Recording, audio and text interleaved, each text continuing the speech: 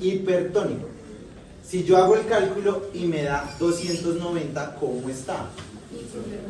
Isotónico. Y si yo hago el cálculo y me da 200, hipotónico. ¿Listo? ¿Ha quedado claro qué es osmolaridad y tonicidad y cuál es su diferencia? De los tres, el que es más osmóticamente activo es el sodio. ¿Listo? De los tres.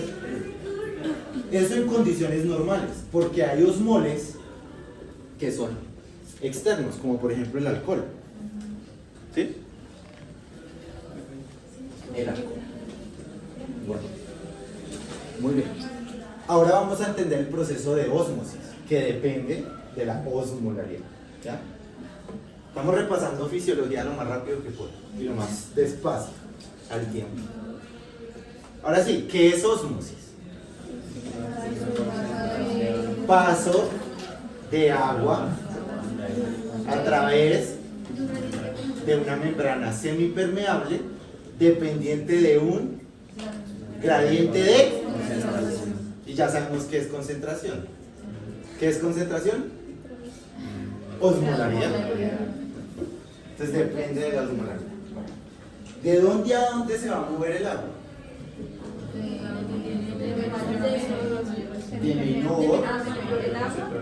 ¿De menor qué?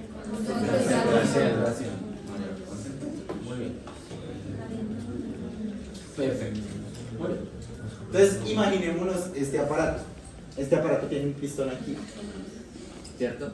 Una membrana semipermeable acá y yo le meto agua hasta un punto, ¿cierto? La idea es que no sobrepase la medida del pistón del agua. ¿Listo? Cuando ya llego hasta acá, entonces ¿qué va a pasar? Resulta que este agua, tiene partículas del soluto. ¿Sí? Entonces piensen que yo voy a conectar dos vasos de agua, uno que no tiene sal y otro que sí tiene sal, ¿cierto? La tendencia normal de la vida es que todo se equilibre, ¿cierto? O sea, ¿qué sería lo normal? ¿O cuál sería el resultado normal si lo que tiende es a que se equilibre? Que ambos vasos queden con agua ¿qué? Salada. Muy bien. Para que eso suceda, ¿cierto? ¿Qué tiene que pasar?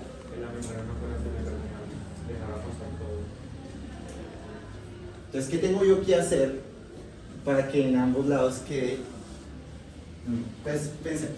Ahora, cuando no hay partículas, no hay solutos en una solución, ¿cuál es la osmolaridad? ¿Cuál será el valor de la osmolaridad de una solución que no tenga solutos? 0. Muy bien. Entonces, ahora, si la tendencia es que ambos queden con la misma osmolaridad, perdón, con la misma cantidad de partículas, eso implicaría que ambos queden con la misma osmolaridad, ¿cierto? Sí, pues concentración, que en términos de lo que nos interesa es osmolaridad. Luego, entonces, aquí ahí está más que concentrado. Y aquí, menos concentrado. Entonces, el agua se va a mover de tal forma que esto sea igual a esto. O por lo menos de alguna manera queden igual a los dos. Entonces, ¿cuál sería el movimiento neto de agua? ¿De dónde a dónde? ¿Cuánta agua se va a ir hasta acá? Toda, porque aquí ¿cuánta osmolaridad hay? Nada. Diferente fuera que yo les dijera, es que la osmolaridad aquí es 100 y la osmolaridad aquí es 300, ¿cierto? Entonces, ¿cómo hago que un agua salada sea menos salada? ¿Cierto? Y en la medida en que yo le estoy echando más agua, queda sabiendo menos salada, ¿cierto? O sea que está disminuyendo su ¿qué? O sea que está disminuyendo su osmolaridad. ¿Hasta cuándo tendrá que pasar agua ahí? Hasta que, si aquí era 100, aquí quede 100. Eso va a pasar. ¿Pero qué implica eso? Ahora, ¿dónde quedó más volumen? ¿Cierto? Más volumen. ¿Sí? ¿Quedó más volumen acá? Sí. ¿O no? Sí. Bueno. Fíjense entonces, cuando yo hablo de osmolaridad, si yo tengo un medio acuoso de 930 mililitros y un intersticio perdón, un líquido de 70, pues la osmolaridad es la concentración de solutos en ese litro de solución, ¿sí?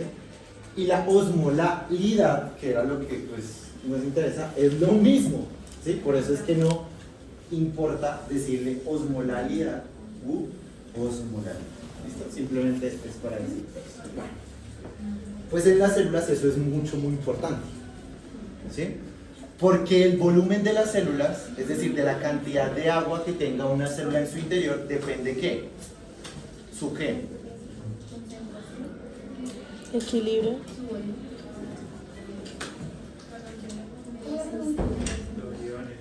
¿En qué formas existe una bomba de cumpleaños?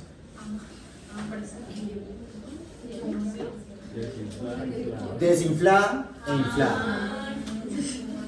¿No? Es que están como pensando que las respuestas son muy científicas, ¿no? ¿Sí? Bueno, entonces formulemos la pregunta. ¿En qué estados está una bomba de cumpleaños? Inflada y desinflada. ¿De qué depende que esté en un estado o en otro? De la cantidad de... Y eso se traduce en... ¿qué medida? Volumen.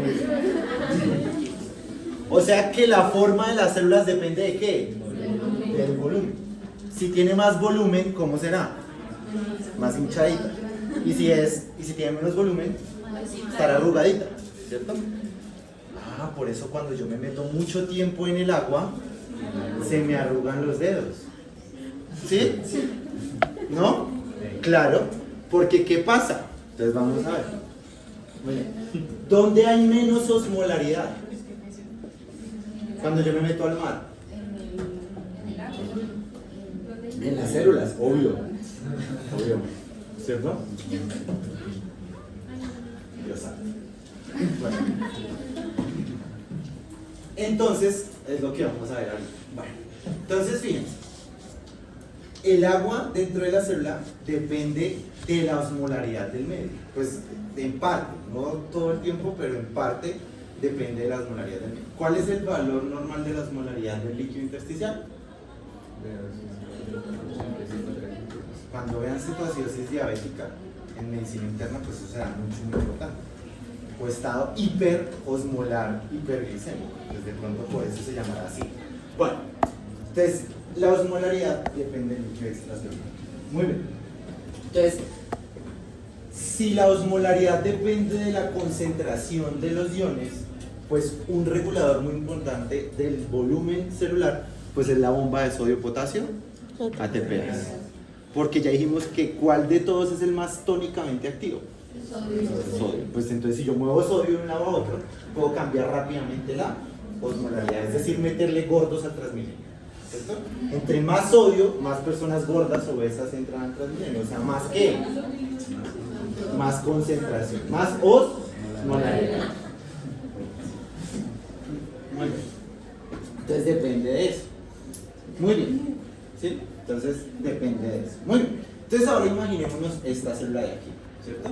Fíjense que la osmolaridad extracelular es de 300 y la osmolaridad intracelular es de 300, con un volumen del 100%. O sea, aquí tengo todo el volumen. ¿Sí?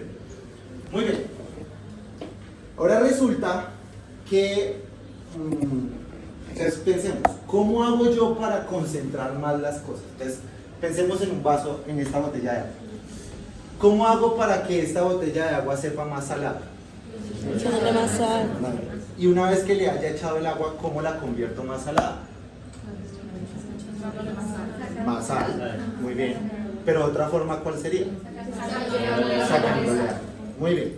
O sea, que cuando yo me deshidrato, entonces vamos a darle 20 vueltas aquí a la universidad. Empiezo a sudar, ¿cierto? Empiezo a respirar muy rápido, lo que hace que el vapor de agua salga por los pulmones y me deshidrato, ¿cierto? ¿De dónde creen que sale esa agua? Del intersticio, muy bien, ¿cierto? ¿Y cómo dijimos que se volvía más salado el vaso? ¿Sacándole qué? Agua. O sea, que al deshidratarse, ¿cómo aumenta la osmolaridad aquí? ¿Aumenta o no aumenta? Sí. Aumenta. Entonces, la concentración depende también de la cantidad de agua que haya. ¿cierto? Muy bien, si aquí en extracelular quedó 450 la osmolaridad y la osmolaridad intracelular está en 300, ¿qué va a pasar? Entonces, ¿qué es lo que tiene que pasar? Que ambos lados tenga ¿qué? La misma ¿qué? Osmolaridad. O sea, ¿de dónde hay menos? Adentro, ¿cierto? ¿Dónde hay más? ¿De dónde a dónde se va a mover el agua? ¿Ah? De adentro hacia afuera. ¿Por qué? Porque si el agua se perdió ¿de dónde? Del intersticio, o sea, de afuera, pues ¿a dónde tengo que reponerla? Afuera. ¿Pero qué implicó? Que la célula ¿qué? ¿Perdiera qué? Volumen. ¿Cierto? Si eso pasa muy rápidamente, ¿qué le pasará a la célula? Se arruga tanto que se muere. ¿Cierto? Entonces eso va a ser importante también cuando pongamos líquidos, ¿cierto? Bueno, eso hace que la contracción activa de los transportadores iónicos pues se active. Entonces, ¿cuál es el problema? ¿Qué hace que esto afuera esté tan hipertónico? Que hay mucho ¿qué? Soluto. Entonces, ¿a dónde meto el soluto? A la célula, para que en la medida en que yo lo vaya regulando pues quede a ambos lados. Ahora, ambos lados quedó ¿cómo? Igual, pero ¿cómo quedó la célula? No, ya recuperó el volumen, pero el entorno ¿cómo quedó? Hipertónico. Muy bien. ¿La osmolaridad es cuánto? 285 a 300 y quedó en 450. ¿Listo? Si yo hago esto de manera indeterminada, va a seguir pasando. O sea, indefinida. Yo lo voy a hacer 20.000 horas, ¿cierto? Si yo le sigo haciendo esto, pues al final voy a tener mucha agua aquí, ¿cierto? Y por eso se producen los edemas. Pues ya no nos da, que no es solamente de esa parte. ¿Queda claro eso? Luego pasará lo mismo en el efecto contrario. Entonces, nuevamente tenemos 300, tanto afuera como adentro. Y resulta que yo me tomo 50 litros de agua. ¿Sí? ¿Qué pasa si yo tomo mucha agua? Entonces pensemos, ¿qué pasa si yo tengo aquí y aquí tengo 3 cucharadas de sal? ¿Sí? Y ahora llego y le pongo 50 litros de agua a eso. ¿Disminuye qué? La concentración. Entonces estoy diluyendo el líquido extracelular, luego lo pongo en dosis. O sea, ¿dónde hay exceso de agua? Afuera. ¿Para dónde se va a ir el agua entonces? ¿Qué va a aumentar? El volumen. Miren que la célula es más grande, ¿sí? Pero ¿cómo quedó el medio? Hipotónico. ¿Listo? Claro, hasta ahí. Eso hacen nuestras células todo el tiempo, ¿sí? Todo el tiempo. Muy bien. Entonces, si yo estoy deshidratado, estoy ¿cómo? Hipertónico, ¿cierto? ¿Qué será lo normal que yo tenga que hacer? Hidratarse. Meter agua. Luego me da ¿qué? Sed. Ese es el mecanismo de la sed. Entonces, hay unas cosas que censan la osmolaridad del plasma y le dicen a su cerebro, viejo, está como muy hipertónico el medio. Por favor, ¿qué? Tome agua. Muy bien. ¿Cómo más nos da sed? Pero es por deshidratación. Pero ¿cómo más nos da sed? ¿Exceso de qué? Muy bien, si yo me como un paquete entero de así grandote de todito, ¿cierto? Eso tiene sal, ¿cierto? Pues le estoy ¿qué? Echando más sal al vaso con sal. Luego queda como hipertónico. O sea, me da sed. Si dijimos que el sodio, la glucosa y el boom son las 3 cosas que da más, es normal entender por qué a las personas cuando tienen hiperglicemia, están en 600 de glucometría, les da ¿qué? Sed. ¿Cierto? Entonces van a ver allá a los pacientes con cetoacidosis diabética ultra mega deshidratados. ¿Por qué estarán deshidratados? Porque el plasma está tan hiperosmolar que ¿qué? que el agua ¿dónde se tiene que ir para regular la osmolaridad? Hacia adentro, ¿cierto? ¿Sí? ¿Ya queda claro entonces? Bueno, eso es muy importante. Pero no depende exclusivamente de eso. ¿Quedó claro lo de la osmolaridad y la tonicidad? ¿Sí? ¿Y cómo se mueve el agua dependiendo de la osmolaridad? ¿Sí? O sea, ¿cómo hay osmosis? Pero no depende solamente de eso. Les presento el monstruo, se llama las leyes de Stalin. ¿Sí las recuerdan algún día? ¿Las escucharon alguna vez en su vida? ¿Alguien sabe qué significa? Hay varios, ¿no? No es Frank Starling, porque Frank Starling es a mayor distensibilidad de la fibra, mayor fuerza de contracción. Pero no es Frank Starling. Esa la vamos a ver la próxima vez. De hecho, no le deberíamos decir las leyes de Starling, sino la fórmula de Starling. ¿Vale? Independientemente de las letras, que en realidad son números que están ahí representados, ¿qué ven? O sea, borren de su mente las letras. ¿Qué parte del cuerpo estamos viendo entonces?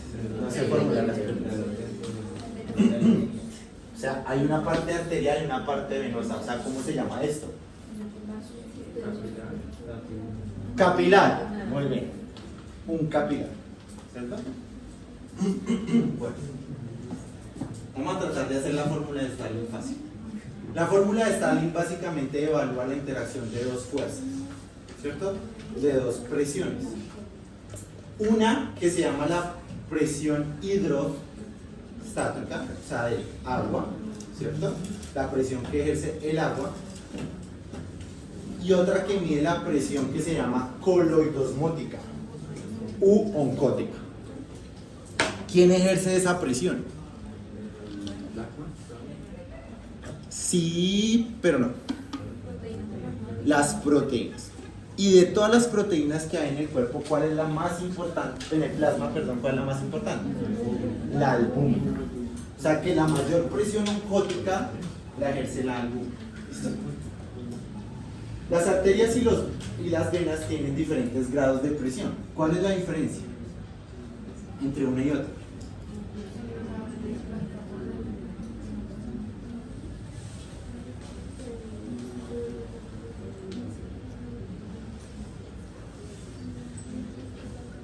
¿Ah?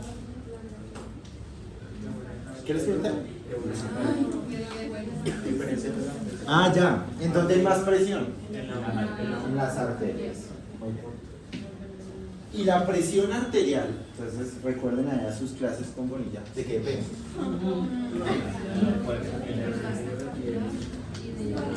Sí, pero no tanto eso. O sea, digamos como fácil, ¿de qué depende? De la fuerza que ejerza la sangre sobre las arterias y las arterias sobre la sangre, ¿cierto? Los dos componentes, que sería el gasto cardíaco, ahora sí, que es la fuerza que lleva la sangre, ¿sí? Y la resistencia vascular periférica, que es la fuerza que ejercen las paredes del vaso sobre la sangre. ¿Listo? Entonces, en esas relaciones de presiones tenemos la presión que ejerce el agua, que la vamos a llamar la presión hidrostática, que es mucho mayor aquí, es decir, del agua hacia las paredes. ¿Por qué? Porque estamos en una arteria. Aquí, muy baja la presión oncótica del vaso sanguíneo. Aquí, miren, presión hidrostática del capilar, esto es lo que significa esta C, presión oncótica del capilar. Presión hidrostática del intersticio, presión oncótica del intersticio. Este es el intersticio, este es el capilar. ¿Listo? Esas cuatro fuerzas interactúan entre sí. De todas esas, en una arteria, ¿cuál será la más grande? La hidrostática del capilar. Y ustedes recuerdan que en el colegio hubo una cosa que se llamaba suma de vectores. La sumatoria de estos vectores, si este es el más grande, ¿qué da? Pues esta flecha. Conclusión, ¿hacia dónde se va el agua en el extremo arterial de un capilar? Hacia el intersticio. O sea que si yo le meto muchos líquidos a un paciente, mucha agua, ¿cierto? Hacia dónde se va a ir el agua, al intersticio. ¿Y qué va a dar? Edema. ¿Listo? Eso también puede pasar, ¿por qué? Porque se tape la arteria, la vena. Por eso las personas que tienen trombosis venosa profunda, si ya vieron semiología, les dicen que hay que mirar que tenga ¿qué? Edema. O que es diferente el diámetro AP de una pierna a la otra. ¿Por qué? Porque hay edema. ¿Listo? Porque se paró aquí. ¿Listo? Y cuando las cosas lleguen, ¿y esto por qué se necesita o para qué se necesita que el líquido llegue al intersticio? Pues porque esa fue la razón de ser de crear un sistema circulatorio, que las cosas llegaran ¿a dónde? A las células, ¿sí o no? ¿Por qué? Porque las células tienen que tomar del intersticio, lo que necesitan, ¿cierto? O sea, ese líquido llega aquí y todo ese líquido ¿qué tiene que hacer? Darle nutrientes y oxígeno a las células que están bañadas en el intersticio. Una vez eso termine, pues ¿qué tiene que pasar? ¿Qué pasa después de que la célula entregó el oxígeno? La célula respira. ¿Y cuál es el producto de la respiración? CO2. ¿Y el CO2 a dónde se mete? A las venas, ¿no? Entonces, ahora la fuerza que tiene que ser mayor para que se meta de nuevo el líquido en las venas es ¿cuál? La presión oncótica. Por eso la albúmina se mide en las venas y no en las arterias, porque aquí es donde está la fuerza. Luego eso es lo que hace que ese movimiento. Pero eso también, o sea, esto de las leyes de Stalin, de la fórmula de Stalin, pues determina los edemas y demás, pero es solamente uno de los componentes, porque ya vimos que otro factor importante es ¿cuál? La osmolaridad, ¿cierto? Si aquí hay más osmolaridad que acá, ¿qué va a pasar? Independientemente de que la presión sea mayor, si aquí hay más osmolaridad que acá, ¿qué va a pasar? El agua se va a ir al mar, ¿cierto? Por eso la verdadera deshidratación la llamamos deshidratación hiperosmolar, porque la idea es mantener el flujo circulatorio, o sea que el agua se va a ir de dónde a dónde, de acá a acá, ¿cierto? Por eso el hiperglicémico está deshidratado porque todo el agua se está metiendo a dónde, aquí a la sangre. Y cuando yo veo la deshidratación, o sea, cuando el líquido intersticial está bajo, es cuando yo veo la deshidratación, o sea, las mucosas secas, ese cuento de que ustedes le hacen así, que aprenden en semiología y le queda la piel así, eso, que es pérdida del turgor, ¿sí? Deshidratación. ¿Por qué hay pérdida del turgor? Porque no hay agua, ¿cierto? No hay agua. ¿Listo? Muy bien, entonces la presión oncótica aquí está. ¿Qué pasa si un paciente orina las proteínas? Pues sí, daño renal. Pues obvio, porque si no, las proteínas no cabrían en el glomérulo. ¿Qué va a pasar con esta presión? Va a disminuir. O sea que el líquido, ¿dónde se queda? Afuera. ¿Y cuál es un síntoma de la enfermedad renal crónica? ¿Esto porque está orinando qué? ¿Cuál es un síntoma del síndrome nefrótico? ¿Por qué? Porque orina las proteínas. Si las proteínas, que son las que ejercen la presión para que se meta el agua en las venas, pues se quedan en el intersticio. Conclusión, ¿qué es el edema entonces? Exceso de agua en... ¿Listo? ¿Queda claro eso? Stalin. ¿Leyes de Stalin? ¿Listo? Si yo aumento la presión arterial y tapo la vena, ¿qué va a dar? Edema, trombosis venosa. ¿Cierto?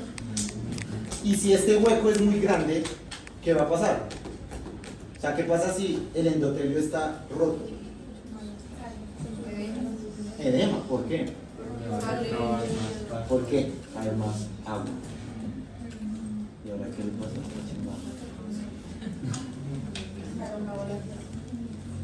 Pues, mal por ustedes, donde se llega el pago.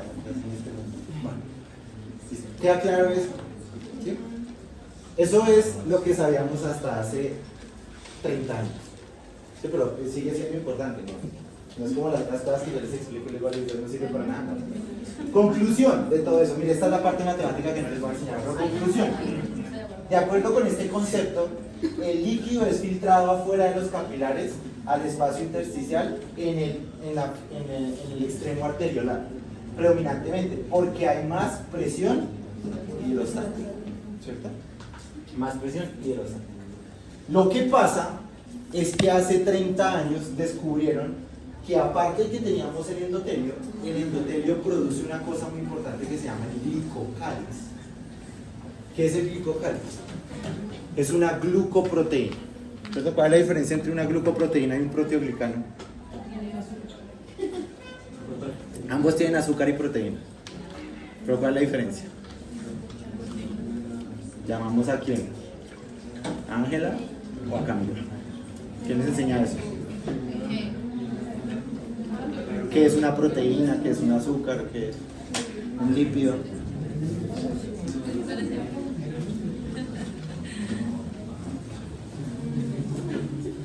Una glucoproteína es una proteína que tiene azúcares y un peptidoglicano es un azúcar que tiene.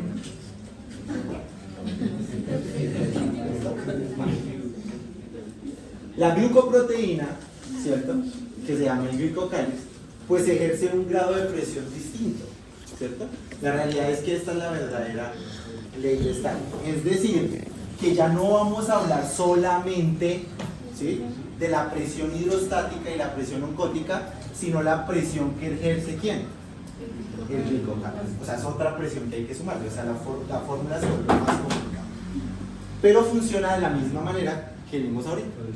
O sea que la realidad es que no es solamente dependiente de la presión oncótica, sino de la sumatoria de la presión oncótica más la presión del glicocáliz. Pero funciona exactamente igual, como si solo lo analizáramos desde la presión oncótica. Es decir, que si se pierde el glicocáliz, ¿qué pasará en el intersticio?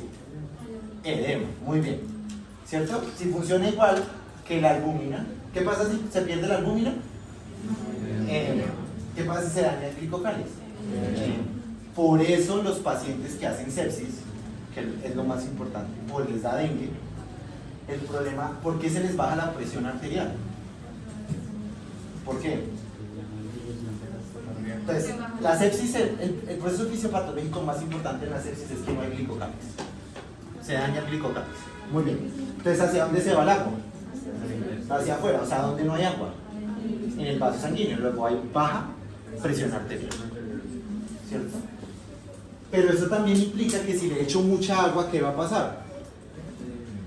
Y entonces ustedes van a ver los pacientes cuando los reaniman por sepsis que parecen el muñeco de Michelin después de 5 días, porque como perdieron el glicocáliz. ¿Queda claro eso? Sí. Creo que hasta ahí terminó el repaso. Ah, no, aquí está una representación.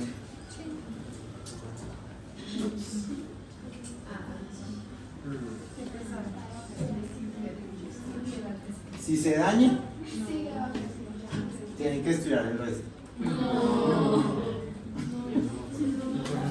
Aquí está una representación de cómo es un glicocáliz sano, de un glicocáliz que tiene una enfermedad, ¿cierto? Como la sepsis, ¿cierto? Entonces ustedes van a ver, por ejemplo, el dengue. El dengue básicamente, ¿qué es? El virus dañó el glicocáliz de los vasos sanguíneos, o sea, hay disfunción endotelial.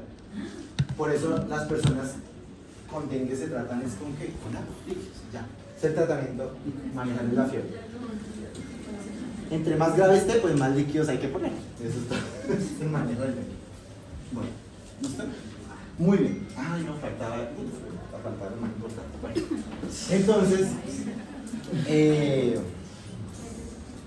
entonces, pues ahí está. Entonces ya sabemos que determina que haya agua tanto en el intersticio como dentro del vaso sanguíneo. Cuando yo pierdo volumen dentro del vaso sanguíneo o cuando yo pierdo sal, ¿cierto?, del vaso sanguíneo, se van a activar una serie de mecanismos que tratan de reponer eso, ¿cierto? Ese proceso se llama la reposición o lo que llamamos el volumen circulante efectivo. ¿Qué es el volumen circulante efectivo? Es la cantidad de agua que hay dentro del espacio intravascular, o sea, en el plasma. Es la cantidad de líquido plasmático que existe. Volumen circulante efectivo. Pero si yo quiero ser aún más intensivista, ¿cierto? Cuidado intensivo. Les diría que el volumen circulante efectivo es la cantidad de líquido necesaria que se necesita para perfundir un tejido. ¿Y la perfusión de qué depende? O sea, que el agua llegue a dónde? A la célula y le entregue ¿qué? Oxígeno. ¿Qué pasa si una célula no recibe oxígeno? ¿Hace qué? Glucólisis. Muy bien. Yo creo que la verdadera glucólisis, ¿quién vio oncología con el semestre pasado? La verdadera glucólisis es sin oxígeno, ¿cierto? Porque lo otro se llama como fosforilación oxidativa. Bueno, entonces la glucólisis es sin oxígeno. ¿Y cuál es el producto de la glucólisis? No, ese es el producto intermedio si quiere hacer fosforilación. Lactato. Muy bien, ¿cierto? O sea que ¿cómo mido yo la perfusión de un paciente? Pues lactato. Entre más lactato haya, menor perfusión hay, ¿sí? ¿O no? Sí. Obvio. Entre más lactato haya, hay menor perfusión. Muy bien. Cuando eso sucede, por ejemplo, cuando estoy deshidratado, ¿cierto? Cuando tengo una herida, ¿cierto? Me acaban de apuñalar en la femoral, ¿sí? Tengo dengue, ¿cierto? Tengo cetoacidosis diabética, tengo sepsis, ¿sí? O acabo de mandarme 50 paquetes de todito, barbitúrico. Lo que va a pasar es que en el hipotálamo los osmoreceptores activen el mecanismo de la sed. ¿Listo? La sed, ¿qué es la sed? Hambre por agua. ¿Sí? Eso es la sed. Entonces, lo que va a liberar. ¿Y qué depende eso? Pues también de liberar una cosa que se llama la hormona antidiurética. ¿Dónde se produce la hormona antidiurética? Muy bien. ¿Anterior o posterior? Posterior. ADH, hormona antidiurética. ¿Digo? ¿Para qué sirve una hormona que se llama antidiurética? También se llama vasopresina, pero primero analicemos el nombre antidiurética. Para no orinar. Y si se llama vasopresina, para aumentar la presión de los vasos sanguíneos, o sea, para mejorar la perfusión. Si yo no orino, ¿a dónde se va a quedar esa agua? No, en el vaso, porque la orina ¿cómo se produce? Filtrando ¿qué? El agua de los vasos sanguíneos, ¿cierto? Por eso una medida también de perfusión, ¿cuál debe ser? La cantidad de orina que se produce, ¿cierto? Si orina más, significa que está más perfundido. Miren como yo les enseño cuidado intensivo. Entonces, ya vimos dos cosas que miden la perfusión, que es que el nivel de lactato y el grado de orina, ¿cierto? ¿Cuál es el órgano que consume más o que tiene la tasa metabólica más alta de glucosa y oxígeno por centímetro cuadrado de tejido? El cerebro, ¿cierto? Si no está llegando suficientemente oxígeno ni glucosa, ¿qué es lo que pasará entonces? En el cerebro. Hipoxemia, eso se traduce clínicamente en ¿qué? ¿Se van a ver pacientes como? No, pues muerte celular tampoco, pero somnolientos, pérdida del estado de conciencia, pero esos son los tres factores que determinan el grado de perfusión. ¿Listo? El estado de conciencia, el lactato y el gasto urinario. ¿Qué es el gasto urinario? La cantidad de mililitros de orina producida por kilo de peso por hora. ¿Listo? Que en condiciones normales tiene que ser entre 0,8 y 1,2 cc kilo hora. ¿Listo? Muy bien. Listo. Si a mí se me baja la cantidad de agua que tengo dentro de los vasos sanguíneos, ¿qué va a pasar con la presión arterial? 0,8 a 1,2 cc kilo hora. Es el gasto urinario normal. No, ya, una pregunta. Entonces, ¿qué pasa si yo pierdo el agua dentro del vaso sanguíneo? ¿Qué pasa con la presión arterial? Disminuye. Por eso libero vasopresina. Y por eso me da sed. ¿Por qué? Porque me da sed, más agua, se absorbe el agua llega al vaso sanguíneo, hay más agua, ¿cierto? No orino, ¿cierto? Si no orino, pues no se filtra el agua y el agua queda dentro del vaso sanguíneo, aumenta la presión arterial. Por eso se llama vasopresina también. ¿Listo? ¿Cómo más aumento la presión arterial? Queridos estudiantes que ya vieron un sistema autónomo. Ya vamos para allá, pero antes, ¿se activa cuál sistema? ¿Qué parte del sistema autónomo? ¿El simpático o el parasimpático? Listo, ¿y cuál es el neurotransmisor del simpático? Noradrenalina. Muy bien, se va a liberar entonces noradrenalina. ¿De dónde se libera la adrenalina? Ahora sí, la adrenalina. Entonces se va a activar también la corteza suprarrenal. ¿Listo? Por eso hay que pensar, cuando ya yo le tengo 35 vasopresores a un paciente y no sirve, es porque el problema está en dónde. Entonces hablamos de la insuficiencia suprarrenal. ¿Bueno? Listo. Y ahora sí, ¿cierto? Empieza a disminuir la cantidad de perfusión que llega al aparato yuxtaglomerular, lo cual eleva la renina, ¿cierto? Que es una enzima, ¿cierto? ¿Qué hace la renina? Convierte el angiotensinógeno en angiotensina 1. ¿Eso es dónde pasa? En el riñón. ¿Sí? Y el angiotensinógeno 1, perdón, angiotensina 1, ¿a dónde va?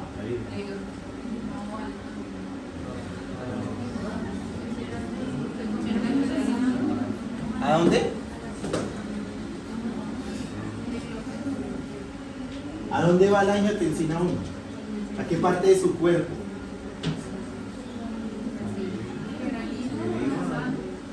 ¿Ah? No.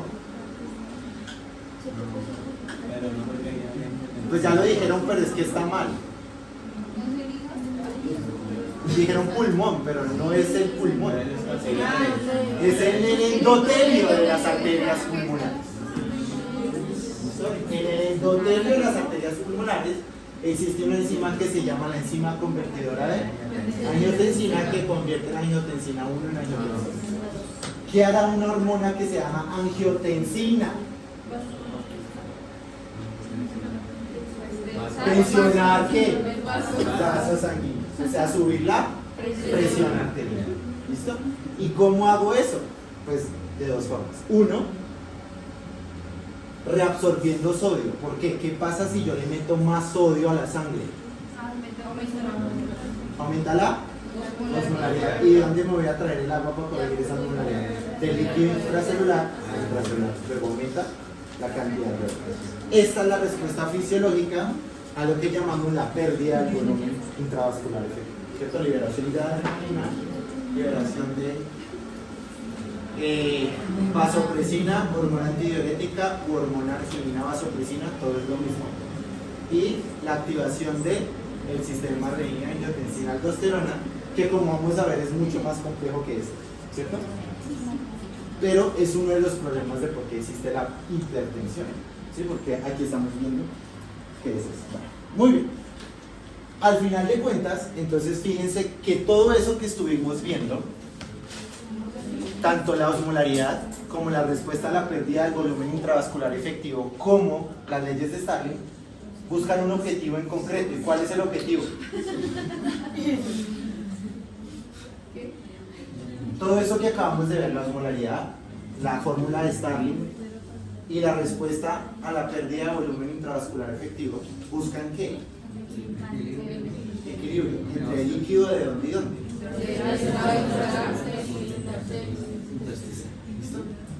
Cuando el cuerpo ya no puede resolverlo por sí solo, ¿cierto? Pues entonces es cuando necesitamos los fármacos. ¿Listo? Y los fármacos los vamos a llamar líquidos intravenosos. ¿Listo?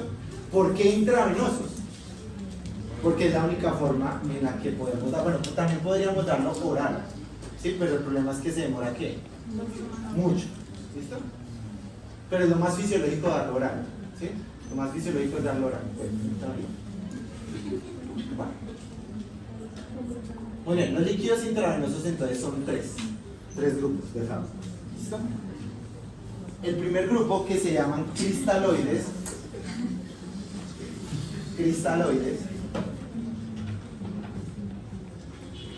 El segundo grupo, que se llaman coloides.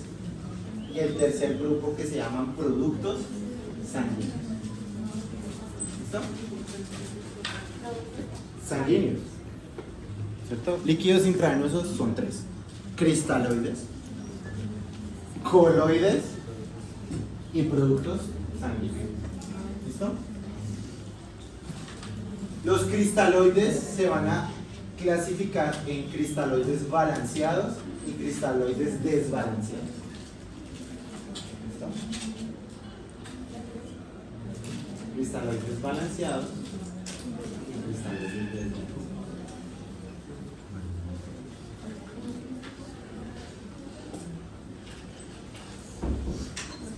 Los coloides se van a diferenciar en naturales y sintéticos. Coloides naturales y coloides sintéticos. Los naturales solo existe uno, un fármaco, y se llama la albúmina. En los sintéticos vamos a tener 3 grupos que son las gelatinas, los dextranos y las almidones. Gelatinas, dextranos y almidones. Y los almidones pueden ser balanceados o desbalanceados. ¿Listo?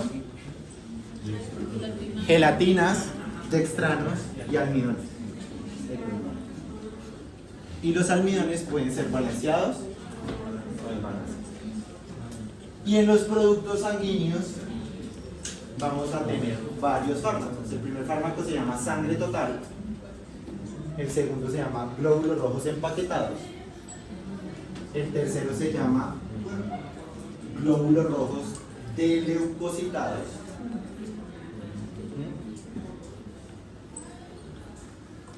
Sangre total, glóbulos rojos empaquetados, glóbulos rojos deleucocitados. Plasma fresco congelado y plaquetas. ¿Listo?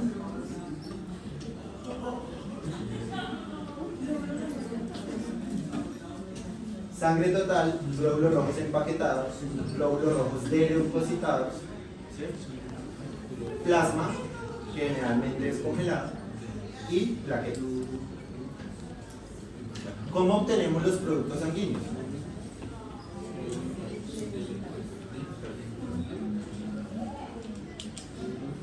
¿Cómo? ¿Cómo obtengo yo una bolsa de sangre? Donando, ¿cierto? Si es sangre total, pues ¿qué hago? Simplemente la cojo y la pongo no más, la dejo ahí guardada. Si quiero glóbulos rojos, lo siguiente que tengo que hacer es centrifugarla. Al centrifugarla, pues quedan todos los glóbulos rojos. ¿Qué pasa si quiero hacer el siguiente producto? Eso se llama glóbulos rojos empaquetados. Es decir, todo lo que quedó arriba y cojo el sobrenadante y lo cojo. Todo lo que quedó arriba se llama glóbulos rojos empaquetados. Si yo quiero quitarle los leucocitos, que serían los glóbulos rojos deleucocitados, tengo que volverlo a centrifugar, ¿sí? Y ya me quedan sin leucocitos. Lo que quedó debajo, que es el sobrenadante, que es el plasma, y las plaquetas, lo paso a otra multicentrífuga que lo que hace es dejar todas las plaquetas abajo y dejar el plasma con las proteínas plasmáticas libres. ¿Listo? El plasma es un coloide también. ¿Listo? El plasma puede estar dentro de la categoría de producto sanguíneo o dentro de la categoría de coloide.